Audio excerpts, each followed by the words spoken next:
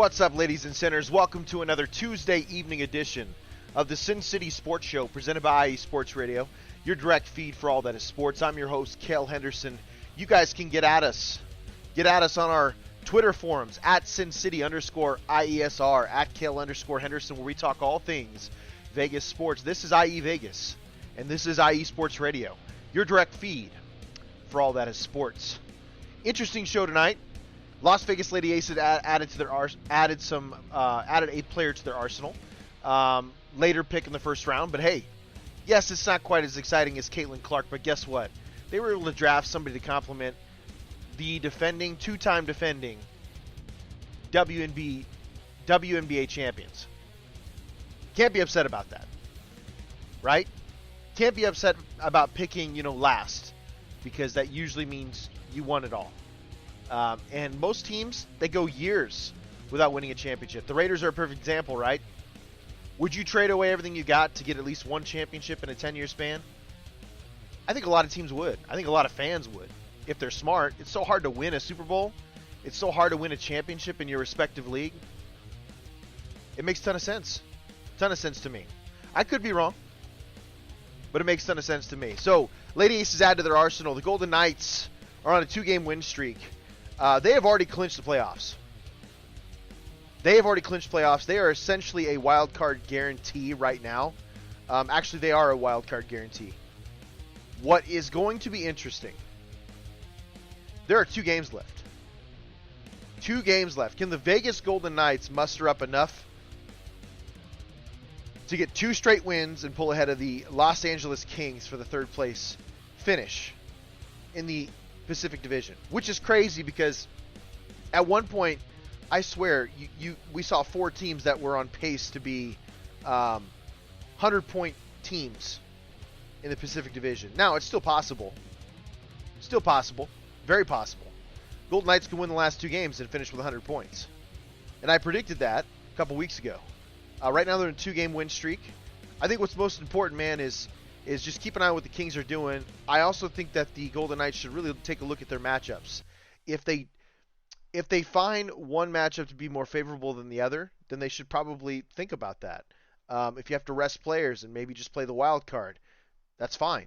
But playing the wild card usually means you play an extra game than anybody else in the NHL. So, lot to think about. Lot to think about when it comes to that. Blackhawks game is live right now as we speak. It's 0-0, 18:34 left in the first. It is in the T-Mobile Arena. Vegas Golden Knights are hosting the Chicago Blackhawks. So that should be an interesting game. It's a very winnable game for the Vegas Golden Knights, which would put them ahead of the Los Angeles Kings by 1 point, making them a game out from capturing 3rd place. This is kind of incredible when you think about it because looking at this team, they were on a roll for a while. We thought they'd go on a run. They made a couple trades to bolster their roster, maybe for a late playoff push. No way in hell did they think, wow, Aiden Hill's going to get hurt. Aiden Hill is going to get hurt. And if we're being honest, man, that was huge, man. That was a huge blow to this team for a while. Huge blow. I no longer see him on the injury report, so that's good news. It means he's been playing, which would explain the last couple games. Looking at the statistics, we'll just go straight into goaltending. When Aiden Hill plays, this is a better team. 19 wins, 11 losses, 2 overtime losses, 2.7 goals against. Now, it has fallen off quite a bit because at one point in the season, he had a 93% save rate. Logan Thompson, 24-14. So, honestly, when you look at the overall grand scheme of things, I do think Aiden Hill's injuries played in the lack of games that he's played. But if you're the Vegas Golden Knights, you're taking your chances on Aiden Hill because he's a major reason why your team won the Stanley Cup last year. He's a major reason why the Vegas Golden Knights are a defending Stanley Cup winner. He went big in the playoffs, man, and that's still something that's possible. But I know he's been dealing with nagging injuries, especially this season. He was completely healthy going into the playoffs last year, which was huge. Hopefully he can get that figured out, man. Vegas is definitely a better team when he's in the goal, no doubt. But Logan Thompson, I will say, has finished strong. Like compared to what it was looking like for a while, Logan Thompson has done a much better job. I was very critical of him to start the season, and as of right now, he's got a better goals against average. Well, not quite, slightly better. Nah, slightly worse. 2.74 against 2.7. But regardless, the save rate's not far off from Aiden Hill. If you're going to have a backup goalie, and the backup goalie is going to have to make an impact, at least you know that your backup goalie was good enough to help you at least compete for third place in your division. When you had a really young, very talented Vancouver team that was essentially running the division the entire year. So that's impressive. You'll take that as you can. Um, I think that there's a lot of hope for the Golden Knights because again, when you look at the injuries, Chandler Stevenson kind of hurts. But if we're being honest, he's more of a fourth line guy anyway. Anthony Manta, I'm not sure that's going to really kill him. Robin Lehner, it's good to have him as a goal. I mean, again, backup, experience. Robin Lehner has experience in the NHL. So, listen, I think that the Vegas Golden Knights have an advantage because they're going to have experience over a Vancouver team that hasn't tasted the playoffs in probably 5 years. That helps. I think that matters for something. If they squeak into third, they're going to have a home playoff series, which is great. And you never know what could happen because if you have a home playoff series, the teams that are first and second in your division could easily lose their matchups too. You just never know. Adam Karnick joins the show. Good evening, Kale. Adam Karnick, by the way, is the host of Chi-Town Weekly. He is also a co-host of the Neutral Zone presented by IE Sports Radio. Ralph's always here, man. Man, the myth, the legend. Really appreciate it, brother. Yinzer Report. Great teammate. Always tuning in. Love it, man. You know, ever since you started tuning in, man, I feel like my shows have gotten better, Ralph. I think you're good luck. I have to be honest. I think you're good luck. Kale, good evening. Finish the spectacular day of IE Sports Radio strong. That's what I try to do on Tuesdays, man. It's not guaranteed, especially when Adam takes a little while to get off his show. Haha, just kidding, Adam. So you're not going to be happy with me, Kale. I did pick Vegas to move up to third in the division. However, the reward is a series with Edmonton. Yeah. And I took the Oilers in that first round series. I don't blame you, man. The Oilers have kind of owned the Golden Knights this season. It is kind of a tale of two teams when it comes to Golden Knights this season versus the Oilers. Like, they kicked the crap out of the Oilers last year. But Connor McDavid, I think he's coming on at the right time. So if they were going to lose to a team, I wouldn't be surprised. This could be Edmonton's like one of their best shots to win it all this year. Because you do have a roster that seems to be aging a bit. Like is it Nugent Hoffman? I think it's Nugent Hoffman. He's aging, right? I mean, realistically, if we're looking at the Oilers roster, they're not the same as they were a few years ago. Connor McDavid's still young, but even he's probably close to 30. Even Connor McDavid's probably close to 30. And that man receives a beating because he's Connor McDavid. Like if you don't stay on him, if you don't take care of him, you're in trouble. Looks like the only player that they really have to worry about coming off injury to Edmonton, is Evander Kane. I'm surprised he had a chance to play in the NHL again, for being honest. But it is what it is. Connor McDavid's got 132 points this year. Holy hell, bro.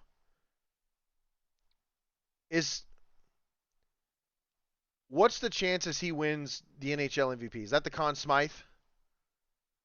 Adam, what is the chances Connor McDavid wins MVP? 100 assists, 32 goals.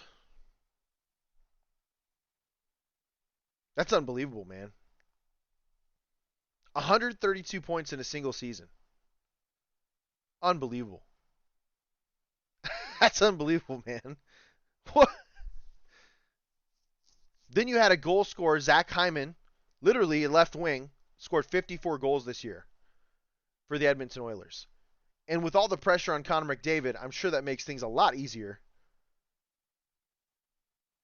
for his counterparts. Nugent Hopkins, I was close.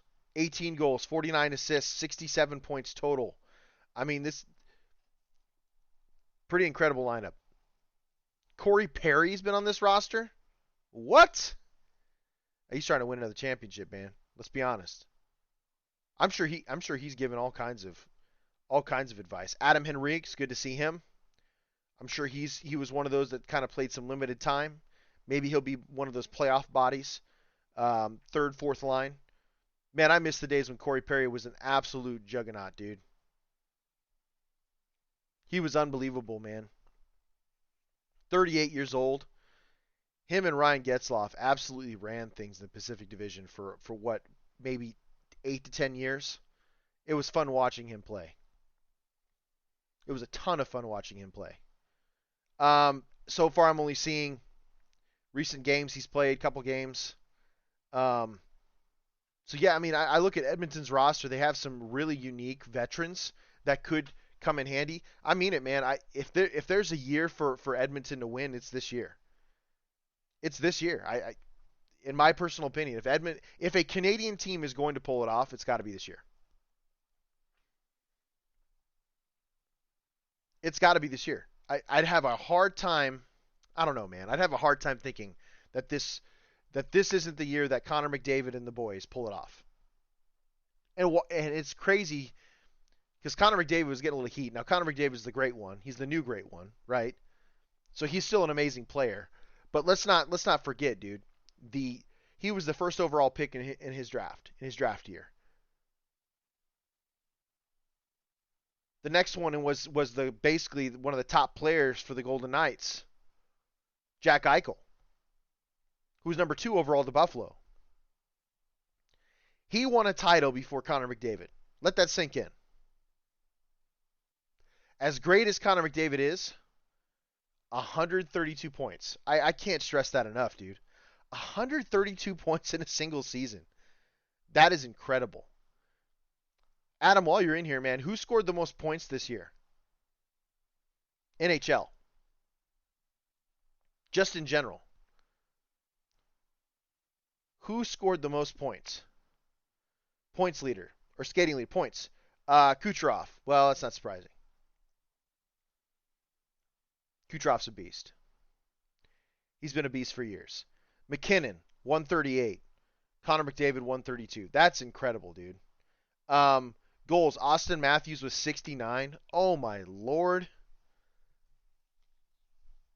It's kind of crazy that Zach Hyman of Edmonton had 54, and he's third in the NHL in goals scored this year. Nate McKinnon, 51. Artemi Panarin. Dude, I've always liked him as a player. He was he was great for Chicago before he was traded. Panarin's no joke. 49 goals. Kucherov, McKinnon, and McDavid are your leaders. No surprises. Okay, so I'm glad you're still here, Adam. Conn Smythe is the trophy for basically the league MVP for the NHL, correct? The Conn Smythe trophy. With that said, who do you think deserves to win it? I mean, any of those top 3 would be crazy. I can't believe Kucherov is still producing, dude. He's 30 years old. Absolute menace. Connor McDavid is only 27. Good Lord, man. Unbelievable. I feel like the guy's been in the league forever. And he's probably been in the league since he was 18. Like fresh out of high school. McDavid was. Playoff MVP is the Conn Smythe Trophy. Okay, what is the MVP trophy? What is the name of the MVP trophy for the NHL? Excuse my ignorance, man. I'm giving you some free pub on the Vegas show. But yeah, man, a lot to be excited about. I do think the Vegas Golden Knights, obviously, they will make the playoffs because they've already clinched a playoff spot. It would be interesting to see if they get third place. Would they match up well against Edmonton? I don't know if they're quite as good this year, but the Hart Trophy, 100%. Okay, perfect. Thank you so much. Who do you think deserves the Hart Trophy this year? Answer that. Who do you think deserves the Hart Trophy this year? And it is absolutely nuts that 4 people scored more than 50 goals in a single season, in an 82-game season. That's unreal, man. Absolutely unreal. This has been a fun NHL year, if we're being honest. Really fun NHL year. I hope the playoffs are just like last year. Like it was kind of like super close games, or it was lopsided games. More lopsided games that I'd seen in recent memory in the playoffs was the 2023 Stanley Cup playoffs. But man, if this year's anything like last year, the NHL is they're going to have great ratings, dude. Great ratings. Dan Rodriguez, tune to the show. Good evening, Kale. Hope you're having an awesome show, and congrats on your engagement. So happy for you. And tell the Golden Knights to take it easy on the Ducks Thursday. No. I hope they slam the Blackhawks, and I hope they slam the Ducks those last two games. Leave no doubt, get third place. Although I'm with Adam. Like sometimes taking that wild card game is better. Just saying. On top of that, guys, like more good news is I found out my significant other and I are expecting, which is crazy. I'm still kind of in shock, a little bit of on a high, hard to concentrate. But yeah, excited, super excited. Adam said, "Call me simple, but Toronto doesn't go anywhere without Austin Matthews and his near 70 goals." Yeah, 69 goals is absolutely unreal, man. What is the NHL record? What is the all-time NHL record for single season? Does he have it now? I know he has the Maple Leafs single season record. Does he now have the NHL single season record? Incredible, dude. So is that the matchups we're also looking at, by the way? If the Golden Knights get third, so if they win the next two games, they'll probably have third place, and they'll play the Edmonton Oilers. If they go to the wild card, they'll probably play the wild card team from the other side of the pillow, right? Or sorry, the number one. So if you get Vancouver, they'd probably be playing. That'd be tough, dude. Be tough. That's one of Gretzky's untouchables, I think. That's crazy. 70 goals, man, in 82 games? Woo! And I know he's the first American born to get there, right? That was something that was crazy about Austin Matthews is he's the first American born hockey player to score this many goals, which is pretty cool. Considering this is a long, illustrious, league. Lots of history. It's nuts. Keep me posted, Adam. Keep me posted on that. That's so effing cool, man. Chicago and Vegas still tied at 0. About 8:22 left in the first. Chicago is on the power play. And if you guys know anything about the Vegas Golden Knights this year, they're not very good on the power play or the penalty kill. That is something they were very strong on last year. This year, not so much. They're kind of middle of the pack. So hopefully that doesn't come back to bite them. But man, that's one of the exciting things about hockey is shorthanded hockey. I don't know if there's anything better. Gretzky is 1-2. He had 92 goals and 81 and 82, and followed that up with 87 and 83, 84. That's incredible, dude. That is unreal. Absolutely unreal. So yeah, the Vegas Golden Knights are in a live game tonight, guys. Winning the next two will get them a guaranteed third place. I don't believe they have a shot at second. I think that's long gone at this point. Yeah, long gone. They'd be at 100 points. Edmonton be at 104. The matchups aren't like either way, man. The matchups aren't great when you look at it. It's a tough hill to climb. Really tough hill to climb. The current playoff matchups as of right now, just looking at it from the Golden Knights, wildcard 2 would play the Dallas Stars, number 1 seed. If the playoffs were today, they'd play the Dallas Stars in Dallas first couple games. And if they get third, so that's if they stay where they're at. If they get third in their division, which is very possible because the last two games are against the Blackhawks and the Ducks. If they get third, they're playing the Edmonton Oilers. Either way, it's tough. Dallas is no slouch this year, man. They are unbelievable this year. They have been playing so well. And it's kind of crazy, too, because you saw them get mollywopped against the Golden Knights last year. It might have been a matchup thing. But, man, Tyler Seguin and company, dude, they came to play in Dallas. They were one of the only losses that the Vegas Golden Knights had in the playoffs last year. When you were watching that game, you just kind of knew, man, if Dallas could keep it together, they're going to be a really strong team. Ton of fun, man. So Vegas Golden Knights are either going to play the Dallas Stars in Dallas or the Edmonton Oilers in Edmonton. Matthews is currently tied for 15 on that list. Gretzky has 4 of the top 11. Well, that's why he's the great one. He's the greatest ever. It's kind of hard to argue that. At this point, man. We're going to go on a quick break. When we get back, we're going to talk the Las Vegas Lady Aces. They added an excellent player to their arsenal, and they're going for a three-peat. Something I don't know if has happened in a long time in the WNBA, but adding to what is already a talented, very talented roster of the Vegas Aces is kind of crazy. When we get back here on the Sin City Sports Show, presented by IE Sports Radio, your direct feed for all that is sports.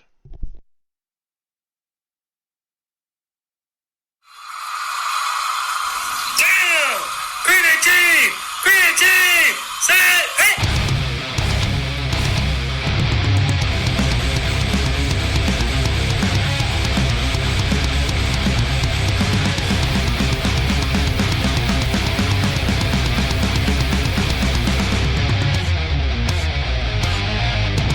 What's going on, football fans? This is Muir inviting you to join myself, Callum Reynolds, Mike Pat, and John Felipe for one of the most electrifying football shows you have ever heard. 3 and Out, right here at IE Sports Radio. Recap of the week before, a preview of what's to come, and of course, 3 hardcore head-to-head prime-time face-offs each week. You don't want to miss it.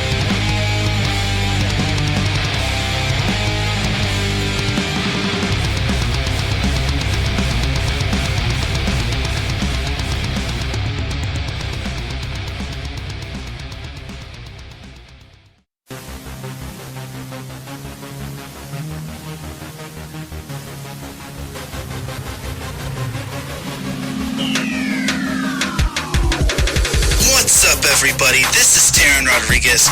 Are you a fan of volleyball? Are you a fan of Thunderous Spikes? Then I have the show for you, Set Point, where I cover NCAA men's and women's volleyball, high school boys and girls volleyball, beach volleyball, and even professional volleyball. Catch the action every week here on IE Sports Radio, your direct feed for all that is sports.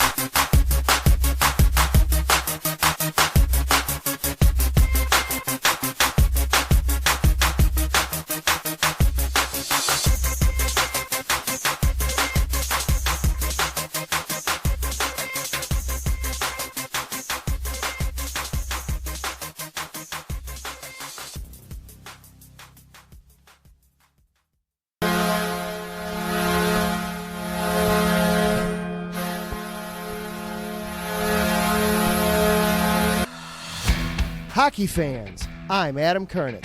And I'm Zach Puplis. Together, we are the newest version of Hockey Talk on IE Sports Radio, The Neutral Zone. Zone. We love hockey, but we also know it's not everyone's first sport.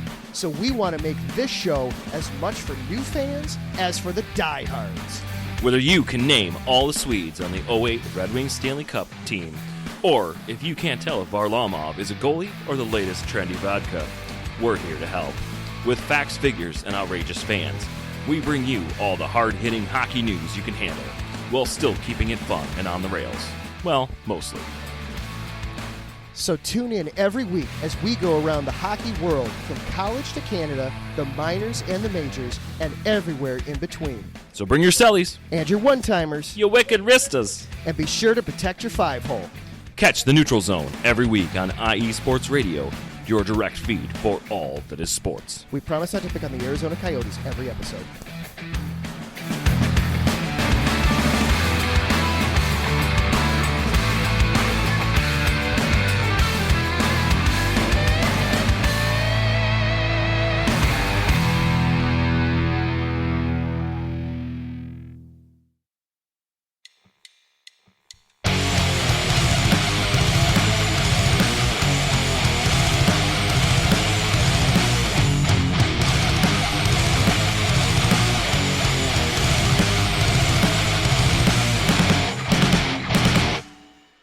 college football? And do you want to hear a college football show dedicated to all that is college football, including junior college and the CCCAA and the NJCAA, the NAIA, and the NCAA, including Division III, Division II, Division I AA in the FCS, and Division I Single A in the FBS?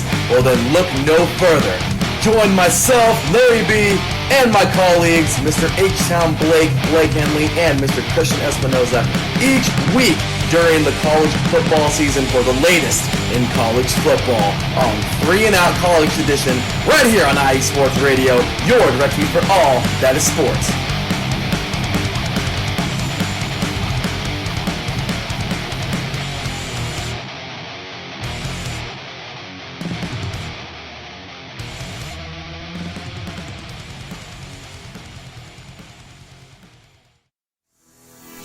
Sports fans, do you like teams that are tough, cities that are tougher, and fan bases that are passionate about their teams?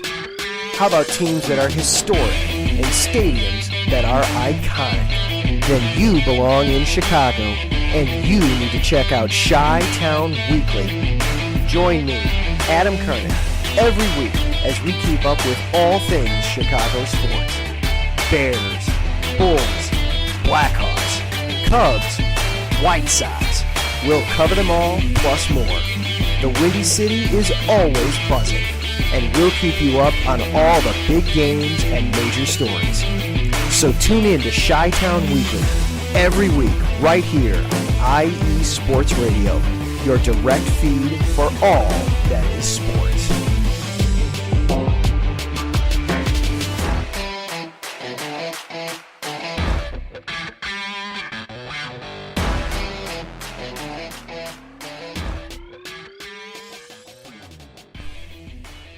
Welcome back from the break. This is the Sin City Sports Show, presented by IE Sports Radio, your direct feed for all that is sports. I'm your host, Cale Henderson. You guys can get at us on our Twitter forums, at SinCity_IESR, at Cale_Henderson. We talk all things Vegas sports. If you guys miss an episode, don't even worry about it.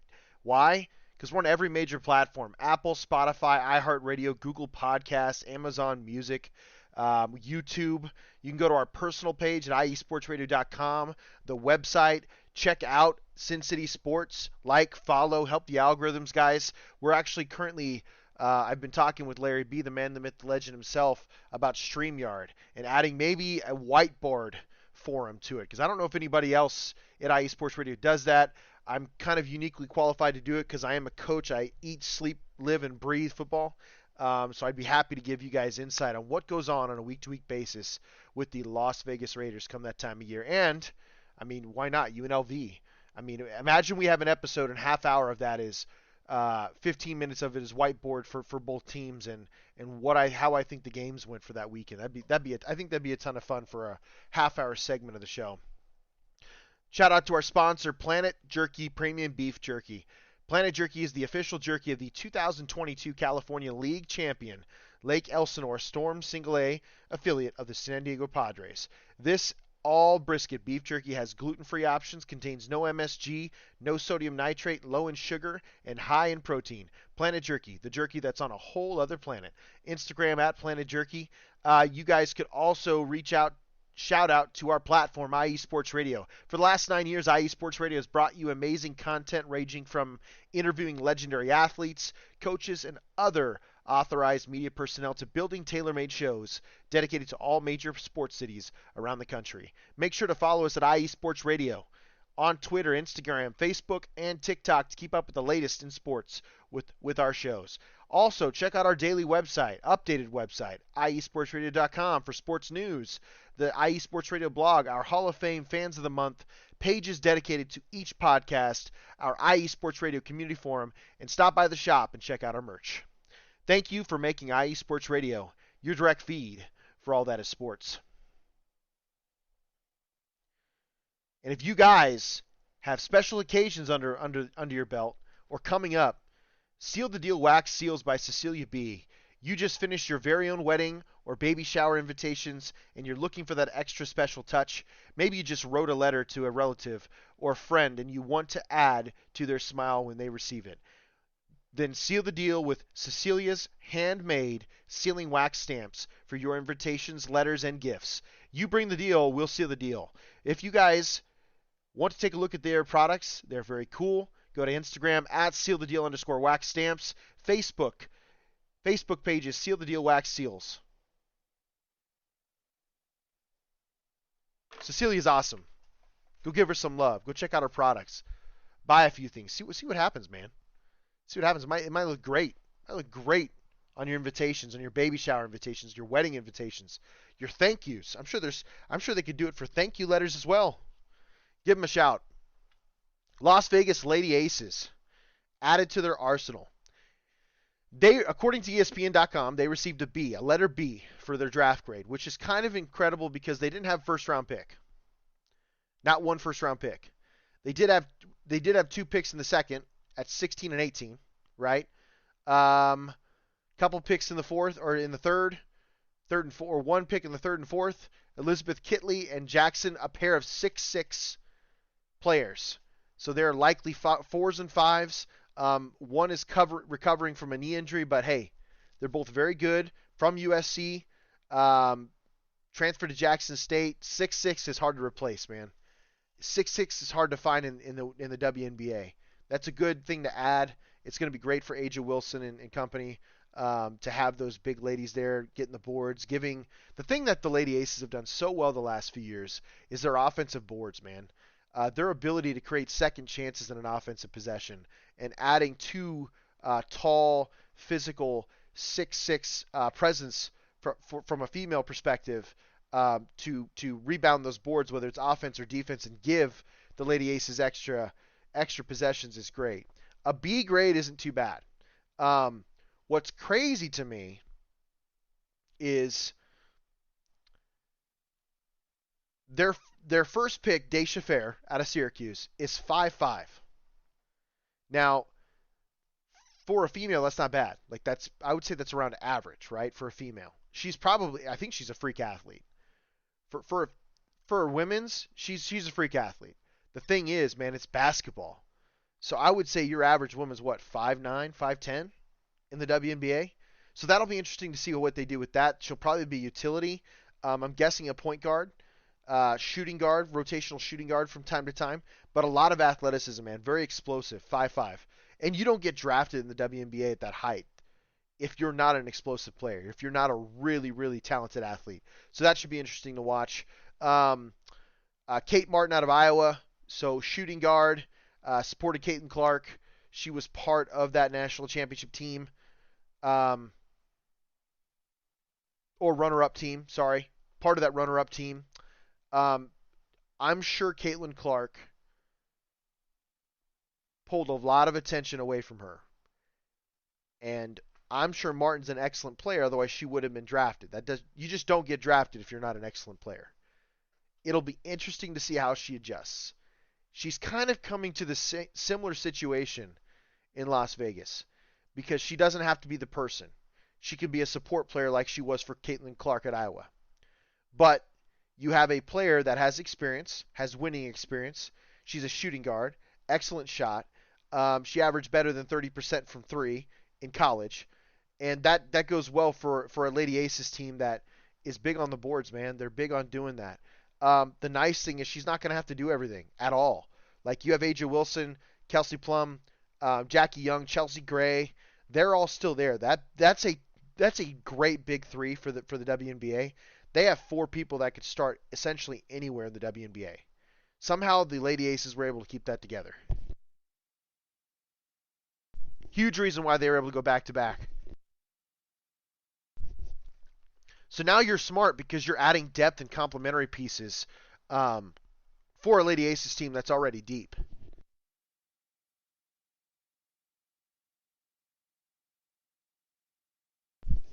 Excuse me, I'm having a sneeze attack here on radio. Allergies are kicking my ass, guys. You gotta bear with me here today. I apologize if I sound stuffed up or congested. I've been trying to keep up with my regiment. We had rainfall, I think a couple inches of rain over the last day and a half or so here in Lincoln, and the wind is crazy. We're talking 45 to 50 mile an hour winds consistently. It's crazy. So it's blowing up everything. So you'll have to bear with me. I apologize for for that quiet air, man. I was just sneezing, trying to get it out of me. So pardon me.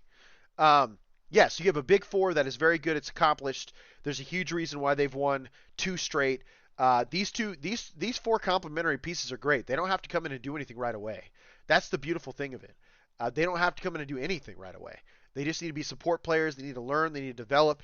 Someday, Aja Wilson, Kelsey Plum, and Jackie Young, as well as Chelsea Gray, won't be on the team anymore. Like, that's just the way professional sports works. Once you get into your 30s, your days are kind of numbered. You're on that back half of your career. Unless you're Candace Parker, of course, because Candace Parker seems to be somebody who doesn't stop. She can go forever. Although she's an ESPN or NBA analyst now, so I don't know if we'll be seeing her play anymore. And she had a legendary career herself, Candace Parker did. So that should be interesting to see. Los Angeles Sparks, 2008 round 1 pick, first overall pick. She was in LA with Kobe. It's pretty dope. 6'4", 184 pounds, so that's a tall woman. 184 pounds it's kind of crazy when you think about it. She was thin. For 6'4", that's thin. But at the same time, Candace Parker was a brick shithouse too. She played tough. She played great basketball. And she was a great support piece for the Lady Aces the last few years, especially in the rebounds on the boards. She helped a ton with that. So yeah, Lady Aces with a B. I don't disagree with that. I do think it was sneaky good. And I believe the writer is 100% correct. They didn't get an A or a B plus because they didn't have a first round pick. Okay, I get that. The nice thing is we're talking about the WNBA here, right? The WNBA doesn't have many teams at all.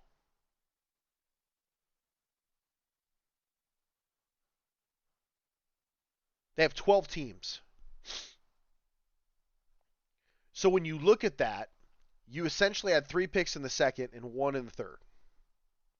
If you're the Lady Aces. And you'll take that.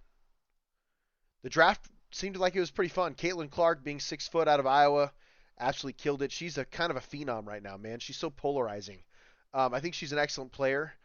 And, I mean, her skit on SNL was horrible. But, you know, you could tell she's just not somebody who's used to that type of thing. She's probably not even really that funny, if we're being honest. But Caitlin Clark was by far and away the best basketball player in college basketball, probably the last 2 years. Easy. I don't appreciate all the hate she's getting and shade she's getting from all those former players. What she accomplished was unreal. Like the amount of points she scored, the way she did it. She carried a team. Iowa, I can't remember the last time they were relevant in basketball before she decided to go to Iowa. So I think she got way too much unnecessary heat. The Fever, Indiana Fever, which I didn't even know about until this weekend. They drafted 2 ladies in the first, and a couple. I mean, they had a really good draft. They got the best grade, like an A plus. They got the best grade. They got young. They have 2 really really good shooters that they drafted. That should be interesting to see what happens because that's going to keep things. Los Angeles Sparks, they're getting younger and more talented with Cameron Brink and Ricky Jackson. I mean that should be interesting to see how that works. Stanford and Tennessee.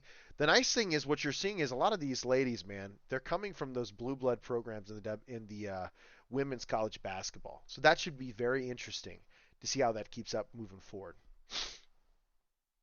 I liked her skit. Yeah, she obviously read off. Yeah, dude, I get the skit, and it helps that Michael Shea is hilarious, and I love the back and forth between Michael Shea and his counterpart. Man, I don't know why I'm all of a sudden blanking. Those are hilarious. But yeah, it was just it. I don't know how to say it, man. It's like watching a drama class for the first time. They just memorize their lines and they're not very comfortable with it. And I get it. That's kind of how it was. She probably was there for like 2 hours, had 2 hours to kind of read the lines. She has a teleprompter.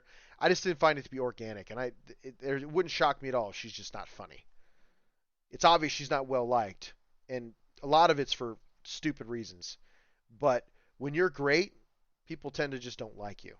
You know, Roman Reigns in WWE, LeBron James, NBA, Tom Brady.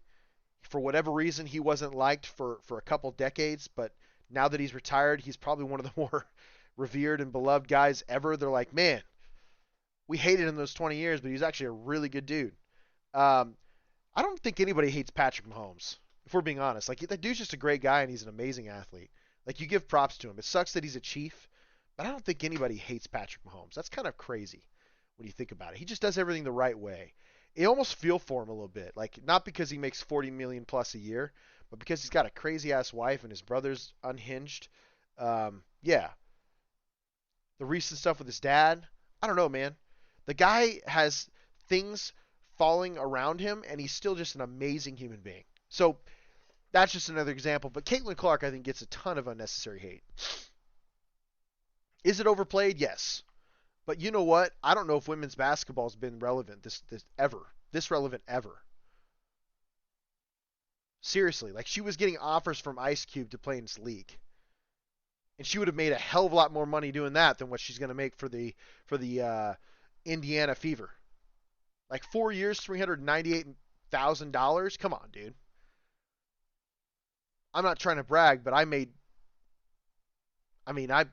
sales. I made more than that the last couple of years on a year-to-year basis. So that's tough, man. Like, it's obvious. But there's reasons why. You have to be marketable. That's just business. We'll see how it happens. We'll see what happens. But she's going to bring a lot of attention to the WNBA. Caitlin Clark is a good situation for the WNBA, just like she was a great situation for college basketball these last couple of years. Quick update on the Vegas Golden Knights. Blackhawks is still 0-0 at the end of the first. It's a home game for the Golden Knights. We'd like to see them win this one. We'd like to see them win the next one. Man, I don't know whether I'd want to play Edmonton or Dallas. Both teams are just very, very good. They're tough matchups either way. So I don't blame Adam Karnick when he says I kind of picked them to get ousted the first round. I don't think it matters which team they play. They're an underdog for sure. Like, they're going to have to play their best hockey this year. And it's possible because Aiden Hill's getting healthy. You don't see any really major injuries for this team. A team that absolutely wiped the NHL completely clean last year. It's very possible. We could see them go on a run because they have a ton of experience, and that would be a very Vegas thing to do. But, yeah, win the 3 seed, man. Go after Edmonton, knock them out. Because they've also been a very poor playoff team the last few years. Edmonton's been horrible in the playoffs. Go after them, Vegas. Go after them. The Raiders. Raiders are gearing up for their first draft under Antonio Pierce, Tom Telesco, Mark Davis. There's a ton of rumors out there, man, about Mark Davis. I mean, you have writers out there that are saying, you know, Mark Davis is completely behind this current management. I think Mark Davis understands, man. If you're going to move up for your guy, you just got to do it. Like, if you know there's a guy in this draft that could really make a difference for the Las Vegas Raiders, you just have to do it. You have to move up and make that pick. Like, this is a franchise that hasn't done anything since 1983. It's been since 83 since the Las Vegas Raiders have won a Super Bowl. We're talking more than 40 years at this point. You need to make a move, man. Your business is booming. You're making millions upon millions of dollars. Hundreds of millions of dollars in Vegas. So much so, Mark Davis is building, like, I think I saw like a $14-15 million, mansion in Vegas that is almost a replica of the stadium, kind of, in a smaller form. Like, that's incredible. That's how much cash this man has now. And then you have, like, rumors out there, writing from The Athletic and stuff, interviews with Mike Mayock. Mike Mayock was very professional, by the way. Incredible. He could have thrown John Gruden under the bus. I don't think he wanted to. I think he actually enjoyed his arrangement with John Gruden. It just didn't last because of Gruden's situation. But Mayock was straight up front, man. He basically said Gruden was extremely frustrated. He missed out on quite a few players. He missed out on quite a few players because the Raiders were cash strapped after that move. They just really couldn't go after those top free agents sometimes. So they were piecing together teams. I give Gruden a ton of credit. You missed on so many first-round picks, and you still had a team that was improving year to year. Like before he was fired or he was forced to resign, that team was looking like it was going to be a top 3 seed in the AFC that year. Beating the Steelers, they beat the Chiefs. I mean, come on, man. Like they were playing really well before everything fell off the rails. Like they were 4-2 in their first 6 games. You just don't see that with the Raiders. And then everything fell off. And realistically, they were 4-0 before those final 2 games when the rumors really started popping out there about Gruden. That shit could be hitting the fan. It sounded like the team kind of knew something bad was coming. And Gruden was upfront about it. He said, hey, you're going to hear some things. You're going to read some things. They're not true, man. Just giving you guys a heads up. And then it just kind of blew up to what it was. And it should have. He didn't deserve a job after that. But now that we peel back all the layers of the onion, man, we realize the NFL was bad, man. They were out for Gruden. They didn't like Gruden. And they went into the man's private emails, essentially, or they were gifted the man's private emails, and they leaked them. And they're not owning up to it. So it was a stunt. And Gruden's probably going to win his lawsuit if they don't come up with a settlement that he likes, which is, I'm sure, allow me to coach again in the NFL and give me my contract to pay the remainder of the $100 million, which the NFL would be on the hook with, not Mark Davis. Mark Davis was super smart. His lawyers were super smart. The way that he handled this whole thing, Mark Davis is not liable for any of that money anymore.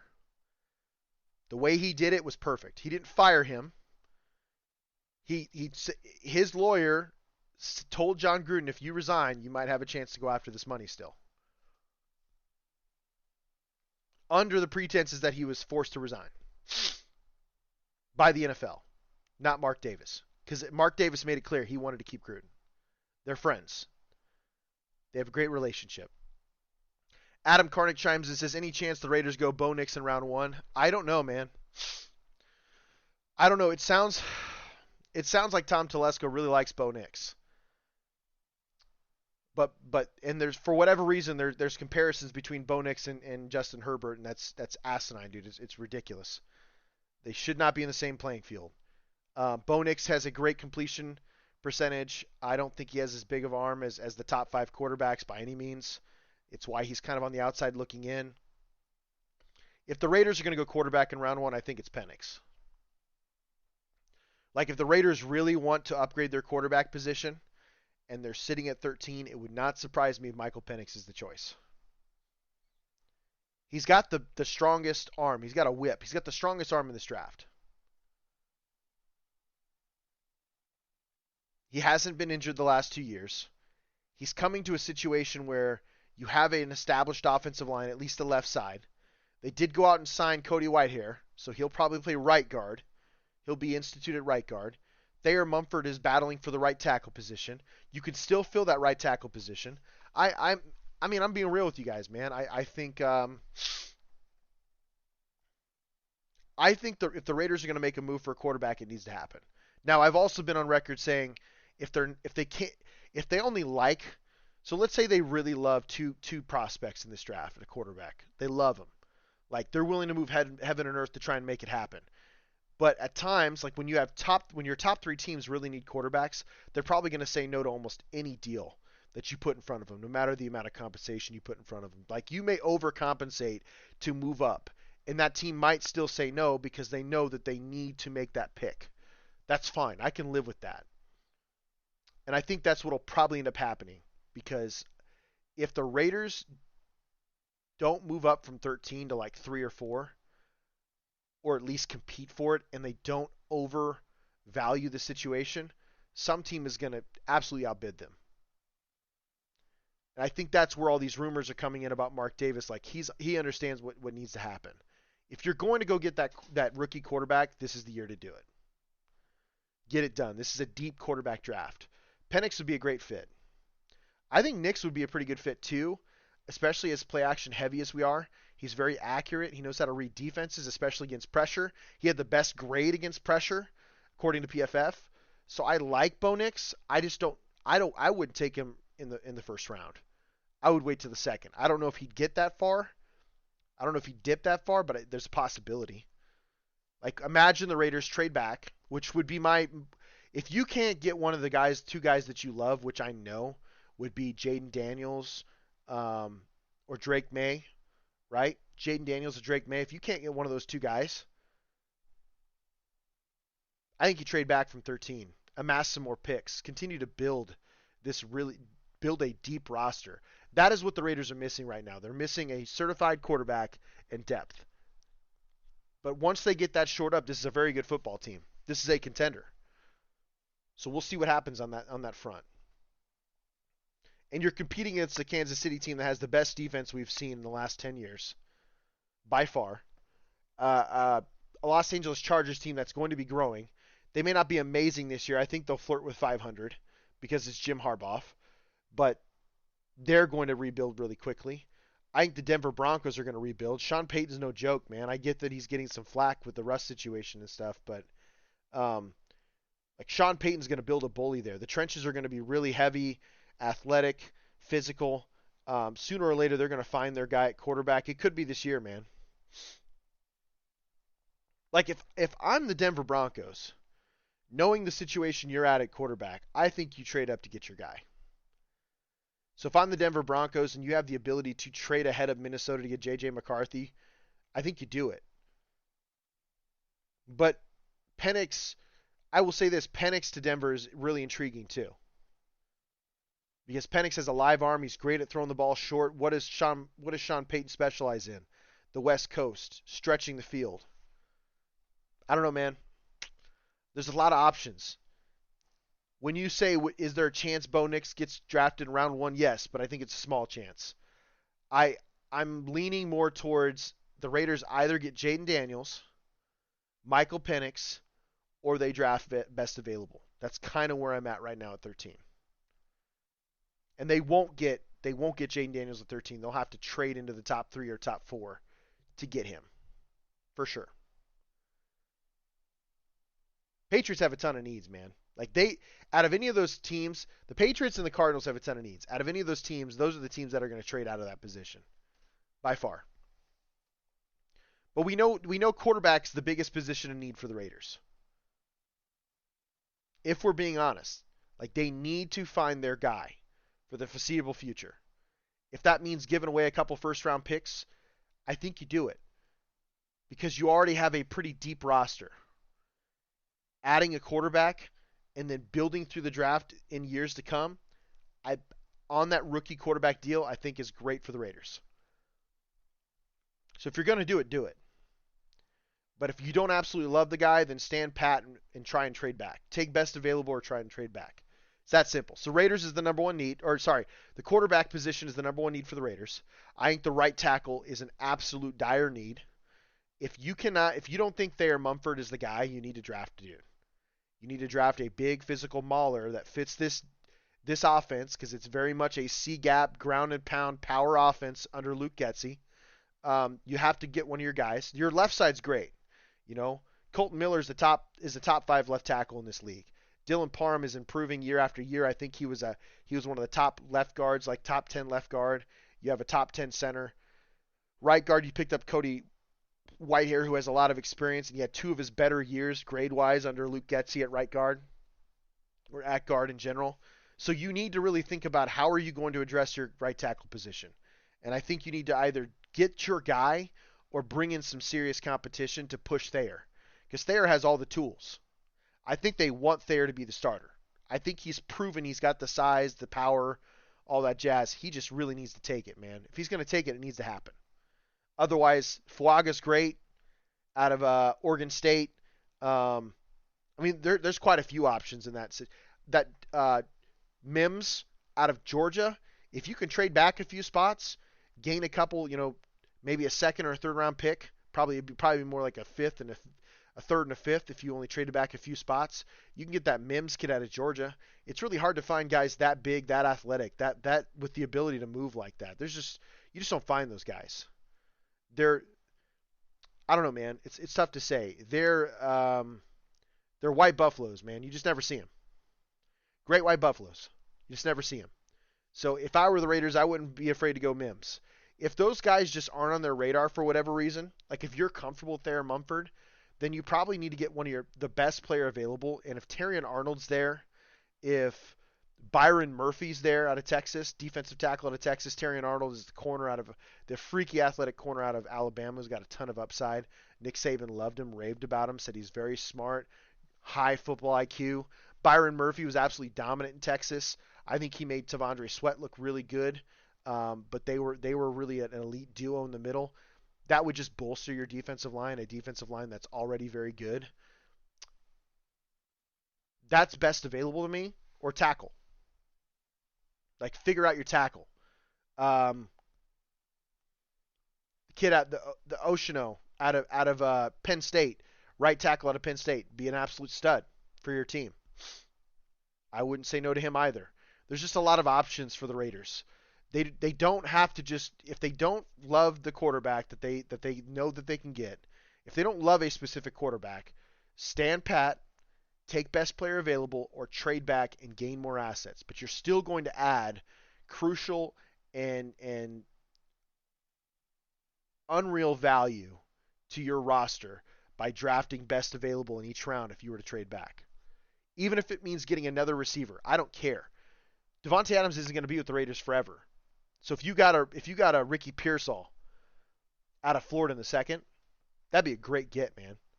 Like, he's believed to be one of the best route runners in this draft. He's just great off the line. He's almost untouchable by corners. He's got speed. Excellent route runner. I'd take him. I'd take him in a heartbeat. He fits what they're probably going to be looking for on the other side of Jacoby Myers and Devontae Adams. It'd be great. Aeneas Smith out of Texas A&M. Absolute stud. He'd be a slot. He's like a 5'10", 200-pound monster. Super thick guy, but he's fast, man. He runs a 4.3. He'd be a slot in a heartbeat. Trey Tucker's your stretch to field guy. Aeneas Smith would be that guy that just he would be what Renfro was supposed to be in that McDaniel system. He's just going to line up. They're going to move him around. They're going to get different looks, and they're going to get the ball out to that kid quick if they can't get it to Adams or Myers. And then you still have Michael Mayer. This is a team that's very good, man. And then you hear Daniel Jeremiah, guys like Daniel Jeremiah, who I greatly respect, say they don't even have to really press for a quarterback. Aiden O'Connell is an excellent quarterback. He had 8 touchdowns, 1 interception in the last 4 games, and he's somebody that has developed quite a bit this offseason.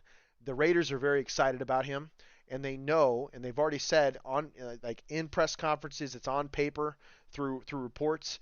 Whoever comes in, whether that's first round, second round, however it may be, is going to have to compete with Aiden, because right now the job is Aiden's.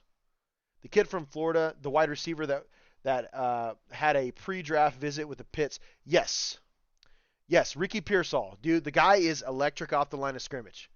If you are a corner and you are in man coverage against that dude, you are not touching him. His feet are that quick, and he's got that great of a release, man. Absolutely. 100%. If I were the Steelers, I mean, he's a possibility. I don't know if the Steelers have to stress wide receiver. I think the Steelers need to worry about the trenches, continue to fill those, whether it's on the D-line or offensive line, continue to build that depth, because you're going to need somebody to block for Russ or Fields the next couple of years. That would be my choice for the Steelers. But I'm also about the trenches, man. I know in the game of football, you can't win without a dominant offensive or defensive line. Or both. Like, look at the Patriots. Their most successful years, they had a top 5 offensive line and a top 5 pass rush. The game of football is simple when you think about it, guys. Everyone talks about the X's and O's, the speed, the Tyreek Hills of the world. But the reality is, the eventual Super Bowl winner tends to be the best blocking and tackling team on the field that day and most of the season, 90% of the season. In its core, football is blocking and tackling. And if you are the best team at blocking and tackling, you're likely going to win 90% of your games. And in the NFL, that's huge. In college, it's like 95 to 98% of the games. If you are the best blocking and tackling team in college football, you are winning a lot of natties, if that is your focus. And I think that's where, like, the Bill Belichick focus, man. I was at a Husker clinic. Bill Belichick talked about an hour and a half, and he showed us drills that were so simple. Like, he's a genius. Matt Rule said it best. He's a genius. But he's so smart that he makes things look so simple it makes you feel stupid. Like, maybe you've been overthinking this shindig the entire time.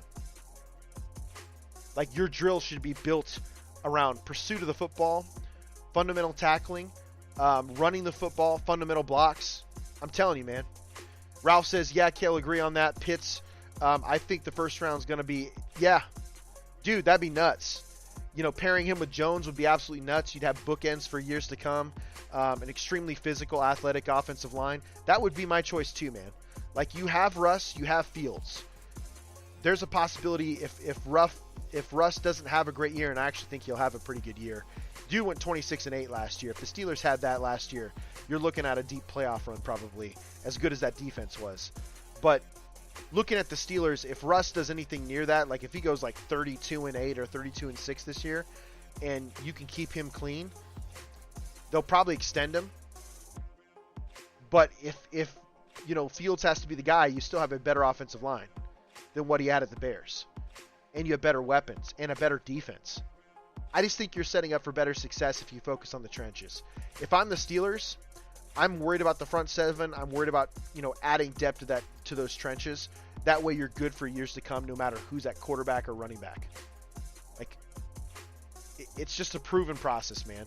The better trenches win. I mean, look at the Eagles. Maybe they didn't win the Super Bowl, but they were the better trenches, and they've made the Super Bowl. They've had deep playoff runs. The Chiefs are another perfect example, right? They've had great trenches the last 2 years. What did they do? Win the Super Bowl. It's that simple. This is the Sin City Sports Show presented by IE Sports Radio, your direct feed for all that is sports. I'm your host, Cale Henderson. You guys can get at us on our Twitter forums at SinCity_IESR, at Cale_Henderson, where we talk all things Vegas sports. We'll see you folks next Tuesday, 7 p.m. Pacific Standard Time, and as always, love, peace, and hair grease, folks.